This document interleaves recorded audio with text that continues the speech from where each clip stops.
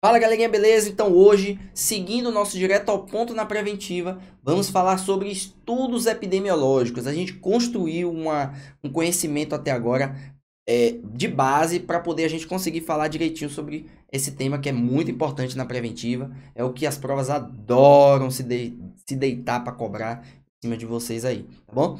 Então, por definição, estudos epidemiológicos nada mais são do que métodos científicos fundamentais para identificar etiologias ou causas de doenças e seus fatores de risco, úteis para desenvolver estratégias preventivas, visando reduzir ou eliminar a exposição a fatores de risco. E aí, qual é a finalidade chave dos estudos epidemiológicos? Reduzir mortalidade. Ele pode falar na questão de 300 mil coisas. A finalidade primordial, básica, essencial de um estudo epidemiológico é reduzir mortalidade. Bom, e aí o estudo epidemiológico ele surge de um problema epidemiológico.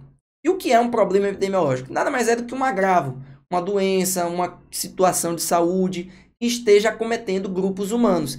E em cima deste agravo, você vai analisar e criar um raciocínio. E aí, você cria um raciocínio, por exemplo, de como a doença se desenvolve, né? Do que a doença está provocando naquele indivíduo, como ela chegou àquele indivíduo. Em cima desta análise, você vai criar uma hipótese. Ora, muito provavelmente o paciente se tornou hipertenso porque ele, ao longo de sua vida, foi uma pessoa sedentária, não cuidou do peso, se alimentou mal e acabou desenvolvendo a hipertensão. Será que é só fator externo? Será que tem componente genético? Então, em cima disso tudo que eu estou falando, você cria várias hipóteses, que é chamada hipóteses epidemiológicas, que serão objetivo do estudo, ou seja, você vai pegar e fazer um estudo em cima dessas populações aí e entender, pô, será que a obesidade realmente leva à hipertensão? Será que o sedentarismo leva à hipertensão? Será que uma alimentação rica em sódio, alimentação moderna, contemporânea, ocidental, rica em sódio, rica em gordura, fast food, comidas pouco sacetogênicas, será que elas são fatores de risco para hipertensão? Então, isso é um problema, isso é uma hipótese epidemiológica que você vai levantar depois de analisar o agravo e criar seu raciocínio epidemiológico. A partir daí, você vai estabelecer seu método. O método de estudo, você tem que descrever e deixar explícito como que você estudou, como que você chegou àqueles resultados para gerar nas pessoas que estão analisando o seu estudo, o raciocínio crítico de entender se os resultados foram bem colhidos, se não houve vieses, como a gente falou na anterior, se o risco dos resultados serem fruto do acaso ou não é grande ou pequeno, tá bom? Então, em cima do método, você vai debruçar-se, escolher o melhor método para chegar numa correta produção de hipóteses e criar um rigoroso processo de validação, ou seja, para que as pessoas consigam dar credibilidade ao seu estudo, para que as plataformas, revistas, né, os estudiosos deem credibilidade ao que você encontrou no seu estudo, você precisa ter um método bem estabelecido e bem elaborado. As hipóteses são as conjecturas, então o que você está em dúvida, o que você suspeita, que você quer que o estudo confirme ou afaste, são as hipóteses, e elas são as norteadoras da pesquisa. Então, tudo que você está fazendo na pesquisa é com base na hipótese, para confirmar ou para afastar aquela hipótese.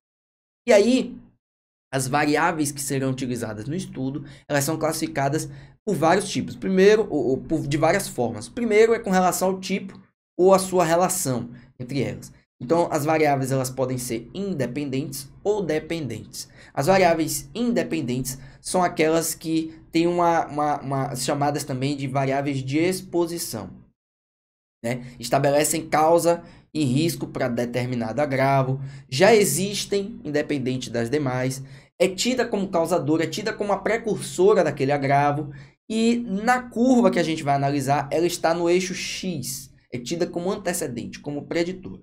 Já as variáveis dependentes ou variáveis de desfecho são aquelas em que você está... O resultado que você está buscando, por exemplo, pacientes obesos que desenvolvem hipertensão. Aí você vai comparar os obesos hipertensos, obesos não hipertensos e ver quem tem a maior população. Obeso é uma variável independente que já está existente naquele paciente que você está estudando. E a variável dependente é a variável que vai vir posteriormente, ou seja, a hipertensão, por exemplo, E aí você vai analisar se o paciente obeso se desenvolveu hipertenso ou se o obeso hipertenso é maior do que o obeso não hipertenso, a quantidade, né, na população. Então, a variável independente é a causadora, é o fator de risco, é o fator protetor, é o risco estudado. A variável dependente é o desfecho, é o final, é o agravo estudado, é o fim, né, o que evoluiu ou deixou de evoluir naquele risco, naquela população com risco ou sem risco, certo? Já a natureza da variável ela pode ser quantitativa ou qualitativa. Quantitativa é diferenciada pelo grau. De maneira resumida, a quantitativa é aquela número, é um número. É aquela em que a variável é um número. Então, por exemplo, frequência cardíaca, frequência respiratória, pressão arterial, temperatura, são variáveis quantitativas que você vai determinar com base em números. Óbvio que existem algumas delas que você consegue agrupar e torná-las qualitativas. Mas as quantitativas, elas podem ser variáveis contínuas ou descontínuas. Variáveis contínuas, como eu falei, são valores fracionários, consecutivos, como peso, temperatura, pressão arterial, né, frequência cardíaca, frequência respiratória. Já as descontínuas é aquela em que não se admite valor fracionado, só admite números inteiros. E aí, fazendo uma comparação com as contínuas, você pode ter, por exemplo, um peso de 23 quilos, 70 quilos, 76 quilos, 96 quilos. Você até pode ter um valor fracionário ali, 76.500, 76.200. A temperatura, você pode ter 36, mas pode ter 36,5, 37,8, são valores fracionários. Já as variáveis descontínuas é aquela em que só é número inteiro. Frequência cardíaca é um número inteiro. Você não tá pulsando 142,5 batimentos por minuto. Não existe isso. Ou é 142 ou é 143. Né? Você não está fazendo 23,5 incursões por minuto. É 23 ou é 24 incursões por minuto. Tá bom? Gestações, número de habitantes também. Não existe número fracionário, só inteiro. Já a qualitativa é quando ela qualifica, ela caracteriza um determinado grupo, né? E aí, ela pode ser dividida como ordinal ou nominal. As ordinais dizem respeito a uma ordem, a uma hierarquia. Então, quando eu falo no estadiamento 1A, estadiamento 1B, eu estou classificando aquele paciente em uma ordem. Uma ordem em que, por exemplo, o estadiamento, no caso do câncer, ele pode progredir, ele pode sair do 1A e ir para 1B, ir para 1C, para 2A, para 2B, para 3B e por aí vai. Escolaridade, você pode ir do ensino fundamental incompleto, fundamental completo, superior incompleto, superior completo e por aí vai. Né? Renda, a mesma coisa, as escalas e por aí vai. Já as nominais não têm ordem, também são chamadas de variáveis qualitativas exclusivas, em que você ou tem um ou tem outro. Se você tem uma variável, obrigatoriamente você não tem as outras. Por exemplo, o tipo sanguíneo de uma pessoa é A positivo. O tipo sanguíneo é A positivo. Eu não posso dizer agora que eu também posso ser O positivo, O negativo ou AB positivo, porque o tipo sanguíneo é um só, certo? Sexo, a pessoa pode ser masculino, pode ser feminino. Ela não pode ser masculino e feminino no mesmo estudo. Ou ela é masculino ou ela é feminino. Tem as questões de gênero, que aí criam uma nova classificação, mas que a pessoa no estudo ela pode ser classificada com gênero, mas não pode ser classificada como mais de um gênero, porque isso pode confundir sua análise, certo? Por isso há essa distinção. Já o desenho do estudo, isso aí sim é o escopo da aula de hoje, é o elemento chave para você dizer como que você chegou aos resultados. Como que você testou sua hipótese, chegou àquele resultado, chegou a determinada conclusão. É o desenho do estudo que vai dizer. E aí é nisso que você vai se debruçar para montar a estratégia de como você vai pesquisar aquela questão ali, aquela hipótese que você está estudando.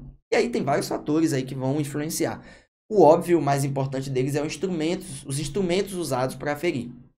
Esses instrumentos, eles precisam ter precisão, ou seja, os resultados que você vai utilizar para aplicar são semelhantes. Se você utilizar e encontrar os mesmos resultados, eles são semelhantes. Né? Se você não tem um instrumento preciso, você cria um viés de aplicação que eu falei na aula anterior.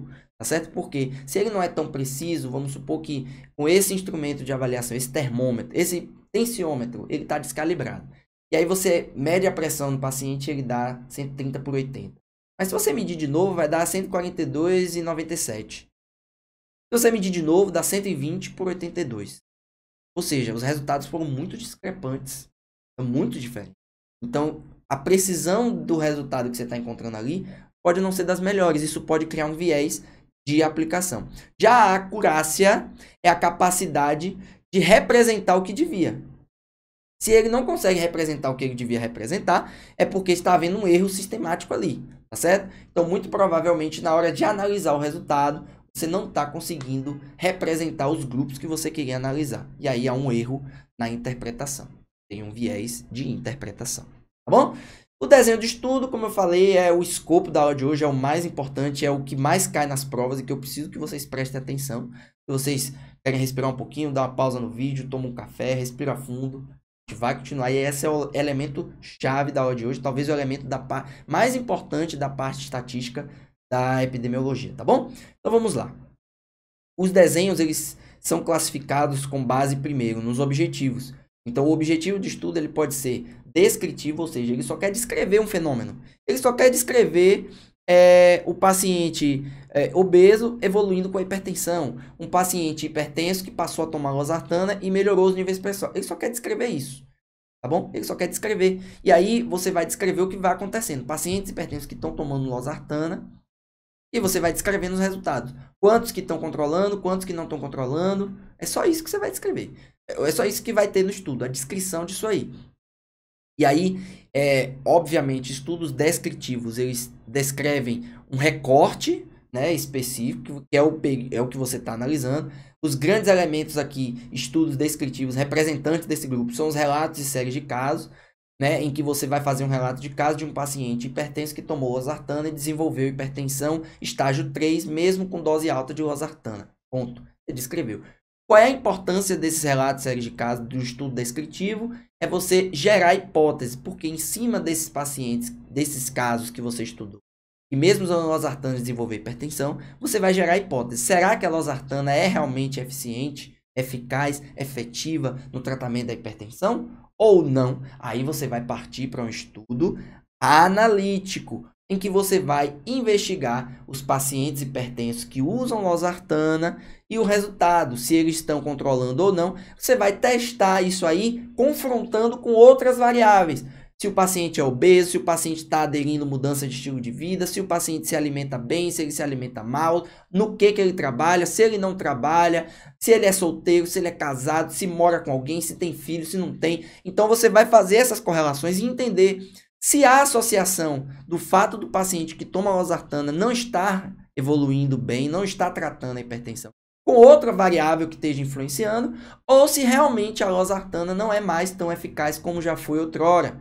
E aí você vai buscar entender por que ela não está sendo eficaz, vai testar e comparar com outros antihipertensivos e por aí vai. Então o estudo analítico nada mais é do que o confrontamento das hipóteses. Você vai pegar a hipótese e botar na prática. Vamos ver se essa hipótese é verdadeira ou não. Vamos ver se a losartana não está sendo efetiva porque o paciente não está aderindo à mudança de estilo de vida. Vamos testar, é um estudo analítico, você vai confrontar os resultados e entender se os pacientes que usam losartana e fazem exercício, eles realmente têm a resposta que se espera, enquanto que os que não fazem exercício e tomam losartana, realmente a doença evolui para estágios mais avançados, e aí você conclui que não há associação da hipertensão com se manter refratária com a losartana, mas sim com a falta de adesão à mudança de estilo de vida. Então é um exemplo de estudo analítico mostrando na prática que ele está testando a hipótese que você levantou num estudo descritivo. Lembre-se sempre que você precisa de um estudo descritivo para levantar uma hipótese fundamentada, para daí você chegar a um estudo analítico e confrontar essa hipótese, tá bom? Lembre-se sempre disso. A hipótese ela não vem do acaso, ela não vem do delírio de alguém. Ela vem de uma análise, de um processo, geralmente de um estudo descritivo, tá bom? E o desenho também é influenciado pelo tipo de dado que você está analisando. Os dados eles são individuais ou são agregados? E aí, em cima disso, eles podem ser de observação ou de intervenção. Se a variável, se o dado analisado ele é individual, significa que ele varia de pessoa para pessoa. como, por exemplo, o tipo sanguíneo, a idade, a cidade de origem, o trabalho. Isso é uma coisa que, quando você vai somando, são características individuais que outras pessoas dificilmente, certamente, não vão ter naquele estudo. São distinguíveis, são variáveis de cor de pele, etnia, número de olho, número de boca, número de dente, etc. e tal. Já agregado diz respeito a algo que é comum a várias pessoas. E aí você forma grupos com a mesma variável, ou seja, é uma variável agregada. É um dado agregado, digamos assim. Tá bom? E aí, geralmente, está relacionado a uma base geoespacial. Então, é um grupo de pessoas num local, geralmente, e tem aquela variável ali que você vai avaliar. E aí, é óbvio que dentro daquele grupo, essa variável não é distinguível, porque todo mundo tem. Ainda que mais ou menos, mas todo mundo tem. Outro elemento chave do desenho do estudo é a posição do observador. Quem está fazendo o estudo, ele só está analisando o que está acontecendo e descrevendo? Ou ele está fazendo alguma coisa? Ele está colocando, ele está dando algum remédio, não está dando remédio, está orientando a fazer mudança, não está orientando, está dando feedback para o paciente, não está dando feedback para o paciente. Quando o estudo, o pesquisador, ele só está registrando, olhando e registrando, ele é um observador apenas. É um estudo observacional. Quando ele está intervindo, fazendo ou deixando de fazer algo importante para o desfecho, aí ele é um estudo intervencional ou de intervenção. Então, o observacional não tem manipulação, só observa as variáveis, permite que vá seguindo o curso natural e pode ser analítico ou descritivo, porque você pode chegar em cima do resultado que você observou, analisar ou só descrever, tá certo? Já o intervencional, você vai intervir e tentar mudar a evolução do desfecho. E aí é óbvio que você não tem como intervir num estudo de recorte, num estudo pontual. Então, o estudo transversal, ele não tem como ser intervencional. O estudo transversal, ele é observacional. Enquanto que o estudo longitudinal, que é ao longo do tempo, ele pode ser intervencional, mas pode ser também observacional. Mas o fato é, se o estudo é de intervenção, ele obrigatoriamente é longitudinal, tá bom? E claro, a dimensão, análise temporal, que é o que eu acabei de falar. O estudo transversal é aquele estudo em que você registra, é como se fosse uma foto do grupo de pacientes que você está analisando, com aquelas variáveis, com aquelas características, com aquele desfecho, você vai tirar uma foto. E em cima disso aí, você computa. Tantos pacientes têm isso, tantos pacientes têm aquilo, tantos pacientes têm associação com o desfecho, tantos não têm associação com o desfecho e pronto. É o estudo transversal. Você pode ou não associar, você pode chegar e só descrever, como você pode chegar e confrontar. Pô, nessa população, X obesos tem hipertensão, Y obesos não tem hipertensão. Por quê? Quem é que tem mais? Eu posso parar para analisar ou não. Então, o estudo transversal pode ser analítico ou descritivo. Só que qual é o grande problema? Você não tem como descrever quem veio antes, se foi a obesidade ou a hipertensão. O paciente era hipertenso e ficou obeso ou é obeso e ficou hipertenso? Você não tem como saber, porque você está fazendo só um recorte. Enquanto que o estudo longitudinal é como se fosse um filme. Se eu transversal uma foto, o longitudinal é um filme. E aí você vai, ao longo de um tempo, acompanhar a evolução de um paciente obeso que evolui com hipertensão ou um hipertenso que evolui para obesidade. E aí você vai descrever se... quantos que evoluíram, quantos que não evoluíram, e você pode, certamente você vai acabar confrontando e fazendo essa análise de quantas pessoas evoluíram e quantas não evoluíram. Você pode ver quem surgiu primeiro, se a obesidade surgiu antes da hipertensão ou a hipertensão surgiu antes da obesidade, e você pode distinguir essas variáveis e conseguir analisar se há uma relação de causa e efeito ou não entre elas. Tá bom? E aí o estudo ele pode ser prospectivo, então você vai do fator de risco para o agravo, então da obesidade para a hipertensão, da hipertensão para o infarto, da hipertensão para o AVC, e avaliar se houve a evolução do fator de risco para o desfecho ou não. E aí você vai avaliar entre os expostos e não os expostos quem teve a maior incidência do desfecho, né? Quem mais apresentou desfecho. Já o retrospectivo, ao contrário, dentre os pacientes hipertensos, quantos são obesos, quantos não são obesos, dentre os pacientes com infarto, quantos eram hipertensos, quantos não eram hipertensos. Eu vou do desfecho para o fator de risco e vou fazer um histórico. Obviamente, esse estudo acaba sendo um recorte, ele não é um estudo de longo prazo. O retrospectivo acaba sendo transversal, porque você não vai acompanhar de frente para trás, né? Acaba sendo um recorte. Você pode, a partir dali, construir um novo estudo longitudinal, mas quando você analisa e faz um estudo retrospectivo, ele acaba sendo transversal. Você compara doentes com não doentes, com determinado fator, se é risco, protetor, etc e tal. E aí, quando a gente fala em estudos observacionais, são aqueles em que você não manipula, que o paciente, ou melhor, que o interventor, que o estudioso daquilo tudo, não está intervindo. Ele só está analisando e descrevendo. Ele, quer dizer, ele só está descrevendo, observando, descrevendo, ou pode estar já analisando. Mas muitas vezes, mas com certeza não está intervindo. E aí ele pode ser descritivo ou analítico. Quando ele é descritivo, você só está descrevendo a ocorrência, você só está descrevendo com base na exposição, com base no tempo, e aí você descobre um dado. Opa, quem é obeso está desenvolvendo mais hipertensão do que quem não é obeso. Pronto. Foi isso que você acabou levantando. Já os estudos analíticos é quando você vai descrever e vai avaliar, ou seja, vamos agora confrontar e perceber. Quem está tendo mais? Obeso ou não obeso? Os obesos estão tendo mais hipertensão do que não obeso. E aí você vai criar uma hipótese. Será que a obesidade é fator de risco? Entendeu? Então, essa é a diferença. Enquanto que o observacional só descreveu. Os obesos tiveram X, os não obesos tiveram Y. Acabou. Certo? E aí, em cima dos estudos observacionais, nós temos 4 principais. 2 que são essenciais vocês saberem, que as provas cobram, que as provas caem, ou que na prova cai, e é importante vocês saberem. E o primeiro deles é a coorte, em que os indivíduos têm suas características, você vai avaliar das características o surgimento do desfecho que você está estudando. E em cima dessa análise, você vai descrever quais as características que tiveram maior incidência de desfecho, para você analisar daí se aquela característica é um fator de risco ou um fator protetor ou não tem associação. Então, você vai avaliar o quê? O surgimento de um novo caso, ou seja, você está avaliando a incidência daquela doença em cima daquele grupo de risco. Pode ser útil para avaliar prognóstico, para avaliar a evolução de doença, para avaliar fator de risco, para avaliar a incidência, em que vai do fator até desfecho, certo? Em cima da coorte, você vai...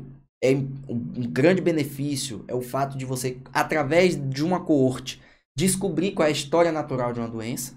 Você pode, a partir dali, estudar mais a história natural, porque você vê a doença se desenvolver. Você levanta fatores de risco.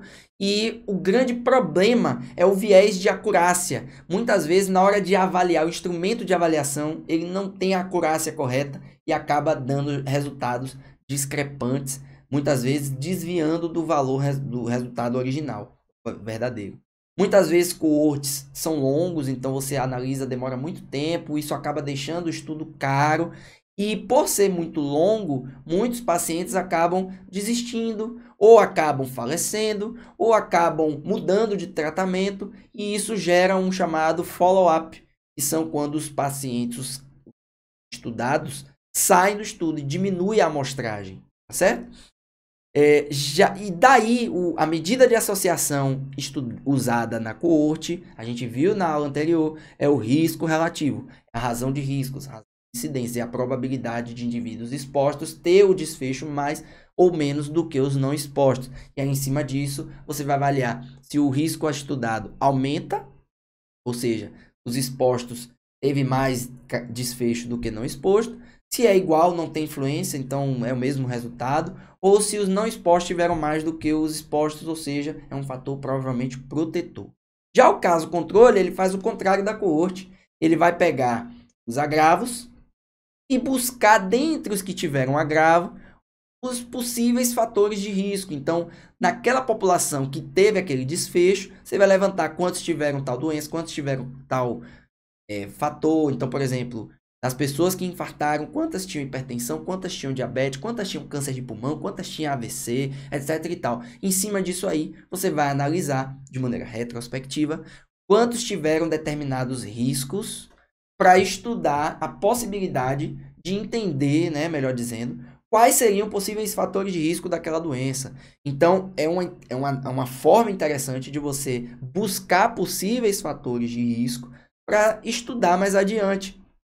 Você constrói outras medidas de associação, faz análise retrospectiva e a grande medida de associação, né, vai ser o odds ratio. Mas aí, o que é caso e controle que eu preciso que vocês gravem? Caso é o grupo exposto né, que evolui com o desfecho, e o grupo controle é a amostra à parte que vai comparar com quem teve o desfecho, ou seja, quem não teve ou quem não foi exposto, e você vai analisar, que vai ser o grupo controle, e daí sim você fazer a análise, né, de quem teve maior incidência. E aí o grande benefício, avalia a frequência de uma doença ou a frequência de um dado risco, compara as frequências, né, de doenças e de agravos e de riscos de evolução para a doença. O grande problema é que acaba gerando muitas vezes um viés de seleção. Você seleciona um grupo grande de pacientes hipertensos, só que acaba muitas vezes, obviamente, se é hipertenso, pacientes infartados, muitos deles forçadamente vão ser hipertensos numa determinada localidade. Viés de medição, muitas vezes você na hora de medir o que seria a hipertensão naqueles grupos, acaba tendo confusão e isso pode interferir na sua análise, então é o grande problema do caso controle. Como eu falei, medida de associação do caso controle é odds ratio, é a razão de chances, razão de probabilidades.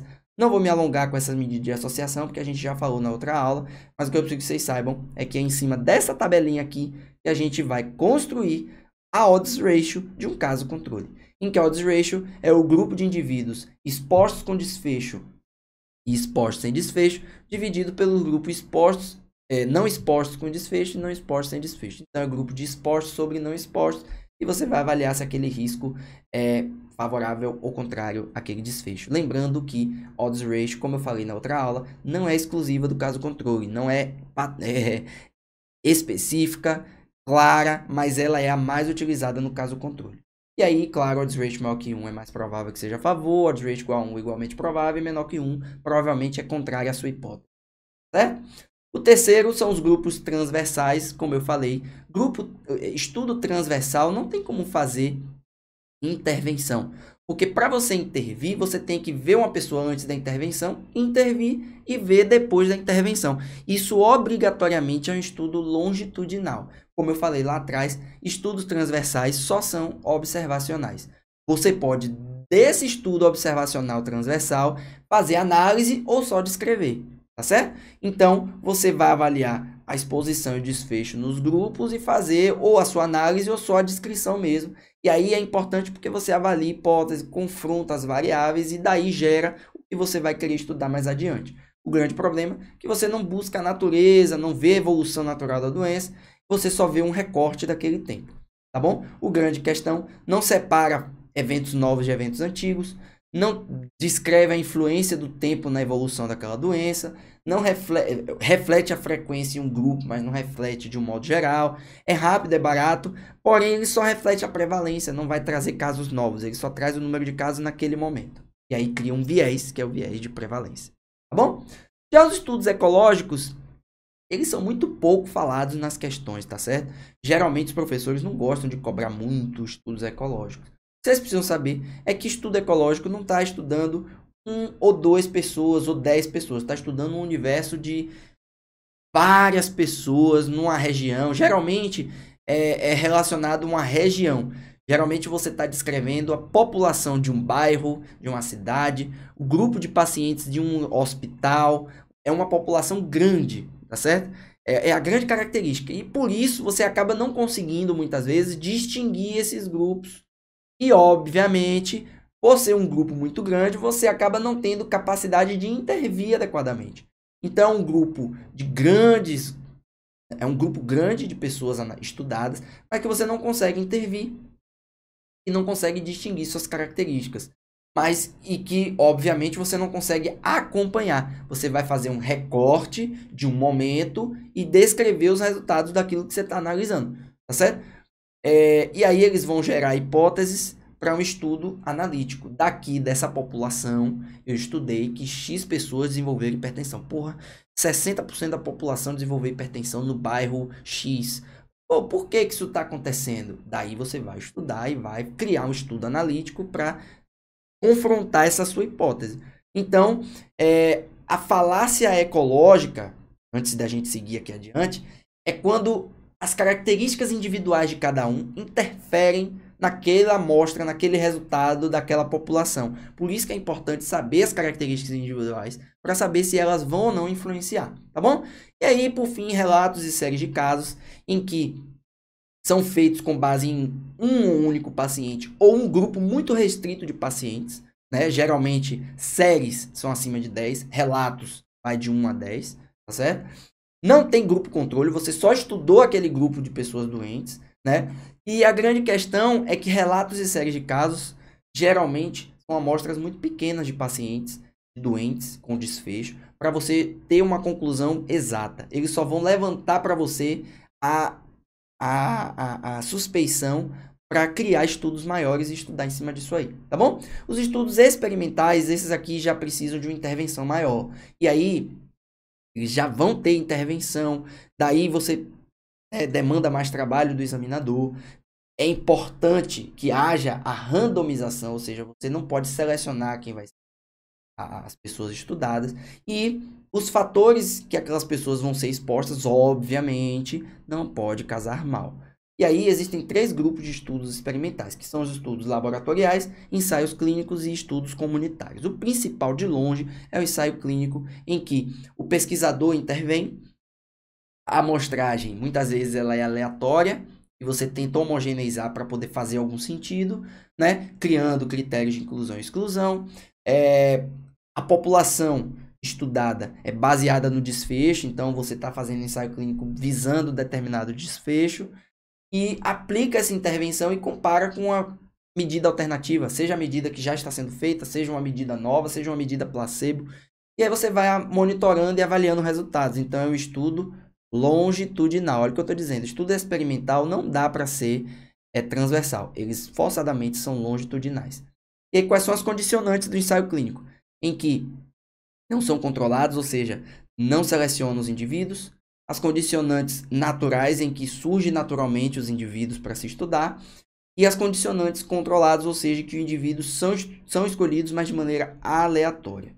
O cegamento é o que vai determinar que essa população que está sendo usada diminua o viés de ter sido submetida àquele estudo. Porque muitas vezes a forma como é abordado o paciente em questão, ele pode aderir mais ou menos àquele tratamento, aderir melhor ou não, e isso pode sim influenciar no resultado. Cegamento, simples cegamento, o estudo simples cego é aquele em que só os participantes não sabem o que está sendo feito.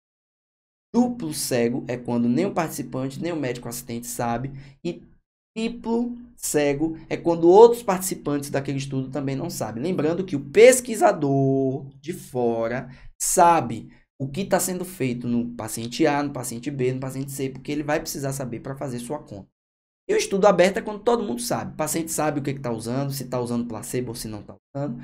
E as fases, isso aí, pessoal, é uma coisa que as provas adoram. Talvez seja o mais importante aqui do ensaio clínico, dos estudos experimentais, é isso aqui. Fase 1 do ensaio clínico é aquela fase em que você vai testar aquele medicamento em seres vivos e vai avaliar, geralmente no pacientes, né? Para avaliar a tolerância, os efeitos adversos, para daqui saber se vale a pena usar essa medicação ou não. Você viu que tolerou bem, tem poucos efeitos adversos e alcançou o resultado que você queria, parte para a fase 2. A partir de agora eu vou pegar pacientes doentes, para avaliar se aquele medicamento vai ter realmente efetividade, se ele vai realmente melhorar aquele paciente, vai tratar, enfim. E aí você vai começar a avaliar o quanto de dose que precisa ser feito para alcançar determinado desfecho. Tendo sucesso, vai para a fase 3, que agora você já vai para um estudo em um número maior de pacientes, em que você vai avaliar, comparando com o controle, quem é melhor. É melhor ele ou é melhor o controle? Agora você já vai fazer uma comparação. E aí você vai criar evidências para poder levar para o mercado. Venceu a fase 3, já pode ir para a farmácia. A fase 4 é a fase que se avalia o mundo real, ou seja, já está sendo vendido, as pessoas já estão utilizando, você vai pegar as pessoas que usam e fazer seus estudos. Então, esse é o estudo de fase 4. Vai ver efeitos de médio e longo prazo, o que pode estar acontecendo com aqueles pacientes que estão usando. O que é importante? O cegamento. Quando o paciente sabe o que está sendo feito, ele corre o risco de sofrer o chamado efeito Hawthorne, que é quando o paciente muda seu comportamento porque sabe que está sendo feito ou não determinada conduta. Por isso é importante o cegamento. O placebo é quando você aplica uma intervenção semelhante, mas que o mecanismo Ou é desconhecido ou sabidamente neutro. Muitas vezes é sabidamente neutro para minimizar os riscos, né, os desfechos desfavoráveis, para comparar com o que foi feito.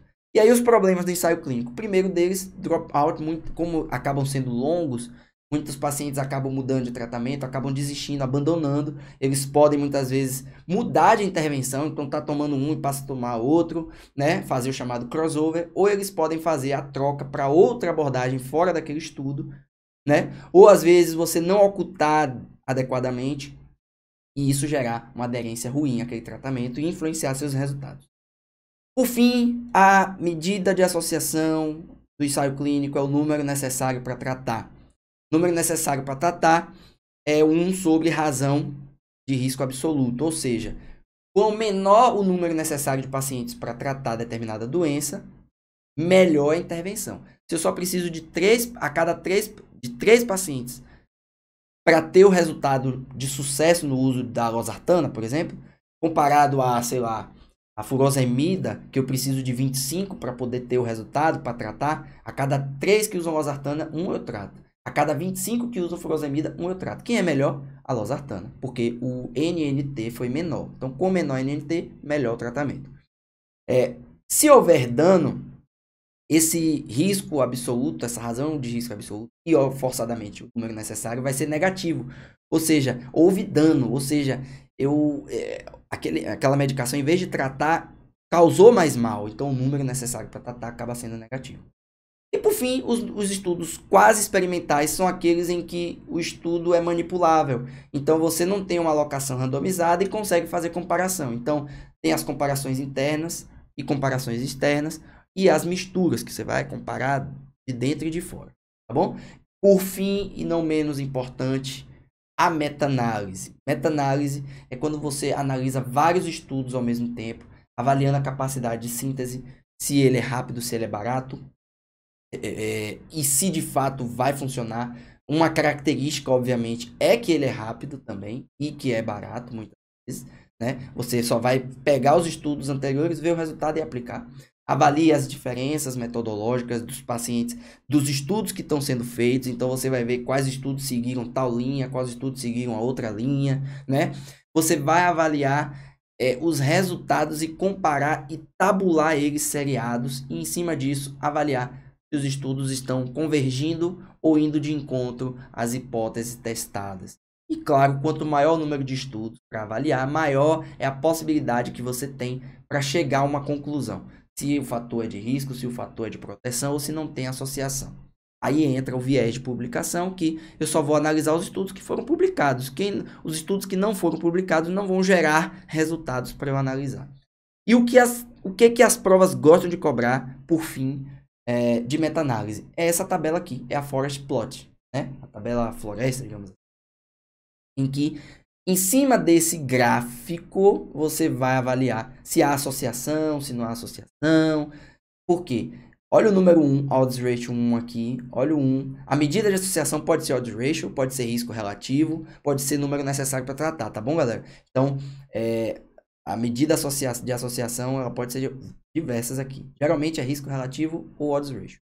E aí, em cima dela aqui, você vai avaliar se o paciente, se aquele estudo, por exemplo, ó, tocou um, não tem associação. Tocou um, não tem associação. Tocou um, não tem associação. Esses 3 estudos geraram majoritariamente resultados com odds ratio maior que 1, ou seja, estudos que trouxeram fatores de risco para determinado agravo. Só que tocou no 1, então eu não posso considerar porque não houve associação. Já esses 2 aqui, ó, eles tiveram fortemente acima de 1 e não tocou o 1, então eles trouxeram fatores de risco. E esse losango diz respeito ao resultado de todos eles aqui. Todos eles aqui se posicionaram no somatório nesse valor. O odds ratio médio é esse aqui, mostrando que, em média, os estudos estão trazendo que determinado fator é de risco para determinado desfecho. Essa é a interpretação, é isso que vocês precisam saber para entenderem a meta-análise nas provas de vocês. Tá bom, galera? Eu sei que a aula ela é um pouco maçante, às vezes cansa. É importante estar assistindo pausadamente para que consiga compreender da melhor forma e conseguir ir bem nas provas aí de saúde coletiva e de preventiva. Tá bom, galera? Um grande abraço.